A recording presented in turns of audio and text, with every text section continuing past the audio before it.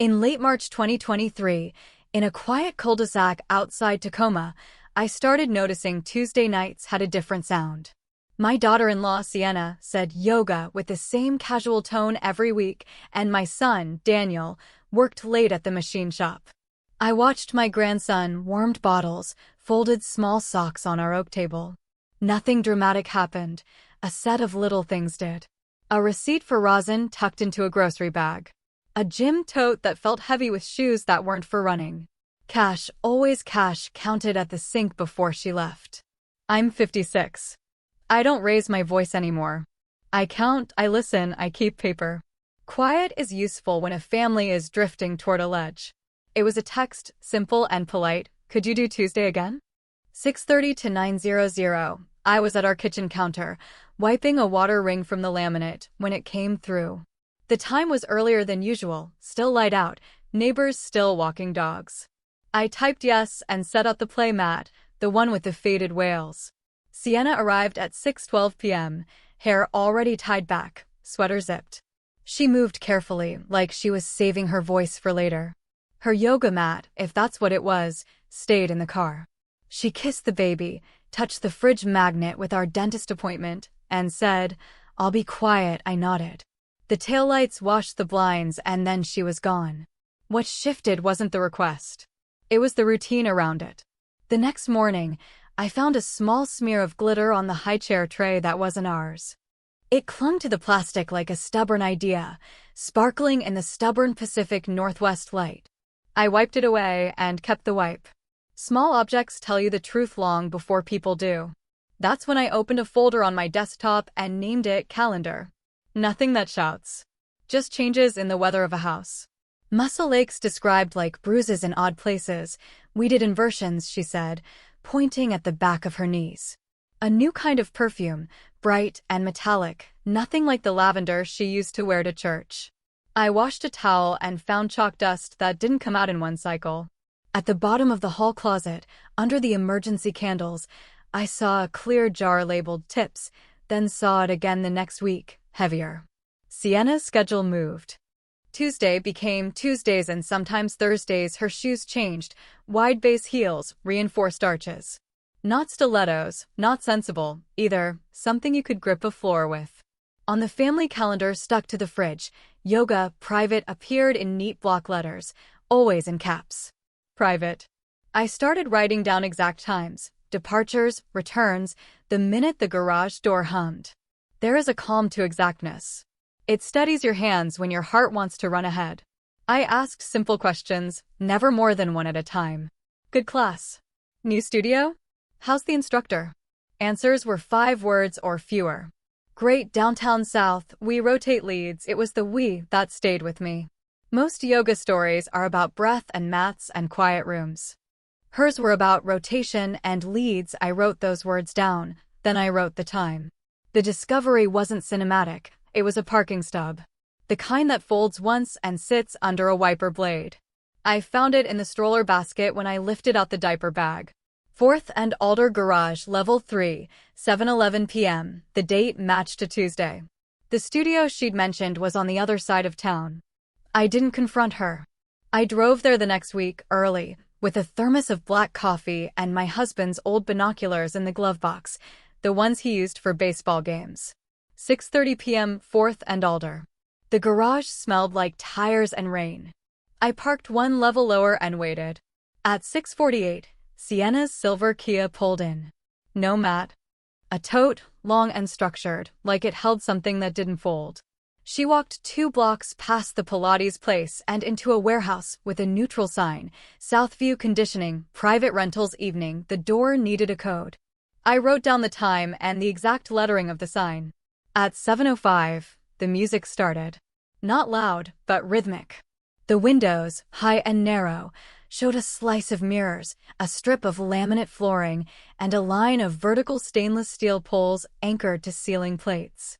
I watched 3 men enter separately, each wedding band catching the yellow light by the door. At 7:20, Sienna stepped into view in a fitted top, hair let down. She counted off with her fingers, then climbed the pole with a precise, athletic motion and demonstrated a controlled spin. It was not yoga. It was a class.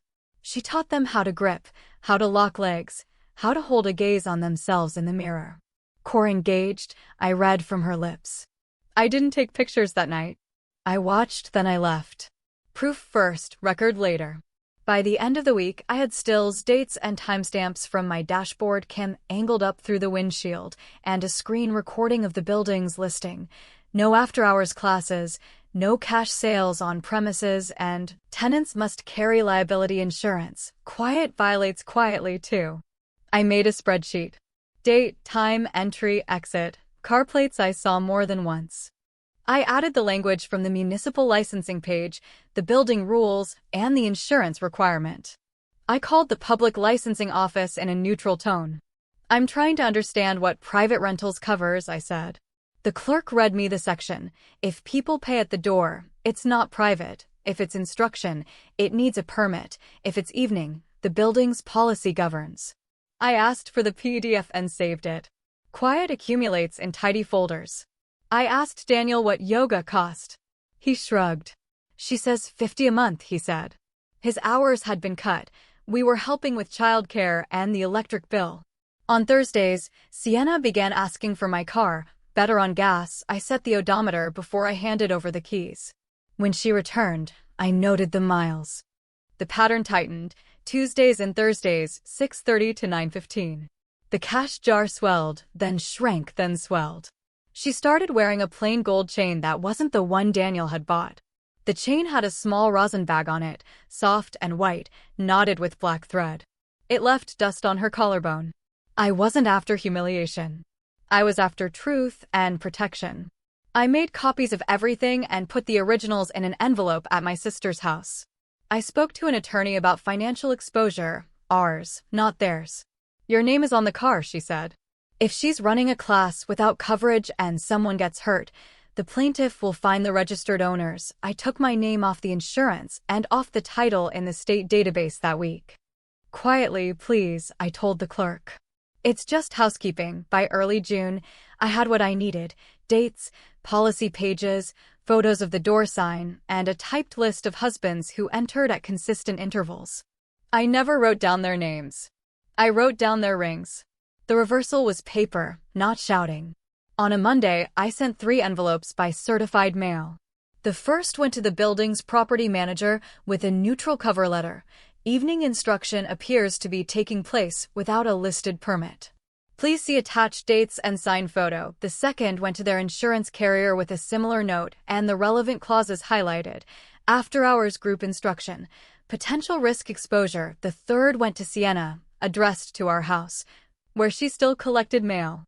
A copy of the first 2 letters sat on top, accompanied by my favorite sentence in the English language, for your records. I also protected my son. Before any of that was posted, I asked him for coffee at the diner on Yakima Avenue. I laid out the spreadsheet, not the photos. I need you to read this, I said. No judgment from me. Just facts, he read, silent, jaw set. Is she, he started, then stopped. She's teaching, I said. She's lying about what and where. If someone is injured, it will find you through the car, he nodded once. Then I handed him a sealed manila envelope with banking checklists, a password change plan, and a simple budget that removed our support until he and Sienna came clean to each other. I'm not punishing, I said. I'm protecting, he understood. By Friday, the property manager called me. We've paused all evening rentals, he said. Until we audit permits. The insurer sent a brief email. Coverage excludes undisclosed instruction. Policy review initiated. I forwarded that to Sienna's email with a single line. Please read no thunder, no speech. That night, at 6:30, she stood in the doorway with her bag and keys and said, Class is canceled. I nodded. Okay. She looked at me, at the way I didn't fill the silence, and set the keys back on the hook. Power isn't noise. It's a door that doesn't open when someone expects it to. Consequences took the shape of paperwork and quiet rooms. The building required all tenants to refile use declarations. Southview conditioning ended evening classes. Sienna received a notice of noncompliance and a proposed fine. She stayed home those Tuesdays and Thursdays for 2 weeks, moving carefully, the way people move when their body and their story have to share a room. Daniel and Sienna had a late conversation in the kitchen, the kind that was more pauses than words. I was upstairs with the baby and the monitor. At one point, he said, "Why not tell me?" And she said, "You'd say no," he said. "You said yoga," and she said, "I taught." "I didn't cheat," the monitor hummed. I folded a small blue onesie and set it in the drawer. Whether she cheated was between them. Whether she lied to the household, the schedule, the money, the exposure, that touched all of us. 2 weeks later, Daniel met me at the bank. He took his name off her credit card. He opened a separate account for household bills. I stopped covering the electricity quietly, he adjusted. They attended counseling twice and counseling didn't take. By mid-August, they agreed to a trial separation. No shouting. No broken glass. He took the spare room in our house. She stayed with her sister. We set up a parenting schedule. Tuesdays and Thursdays stayed on the calendar, but they changed shape. Now they read dinner at Grandma's. The quiet revenge wasn't the letters. It was the absence of my noise when Sienna expected it, and the presence of every safeguard she did not. Control returned to where it belonged, to the calendar, to the budget, to the front door that opened and closed on time. By November, rain came steady and early.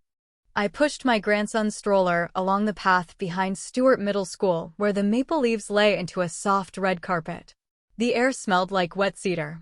Daniel walked beside me, one hand on the stroller handle, the other in his jacket pocket. We don't talk much about spring anymore. Some things dissolve without ceremony. Sienna sends photos on Sundays, him in a pumpkin shirt, him under a blanket fort, and we keep the copies in a shoebox. She found a day job at a physical therapy clinic, front desk, steady hours. We nod at exchanges. We say thank you and see you Thursday. The city calendar shows Southview conditioning compliant now. Night windows stay dark. I sometimes think about that glitter speck, how it clung to the high-chair plastic and how the wipe lifted it clean. I'm not angry. I'm not proud. Just steady. In the evenings, after dishes, I set the baby monitor on the sill and watch the porch light glow on the wet railing. The house is quiet, not heavy. A thin line of steam rises from my tea like thread. That's my picture now, a railing, a light, a sleeping child, and a calendar that tells the truth. Every story here will stir your soul. Welcome to Spice and Sugar, your daily escape into real emotions, bold lives, and unforgettable lessons. Here, it's all about love, loss, laughter, and the quiet strength that carries us through. I share stories that make you feel, that remind you you're not alone, that every bitter moment can lead to something sweet. If you want to laugh, cry, and see life through stories that heal and inspire, subscribe and stay a while.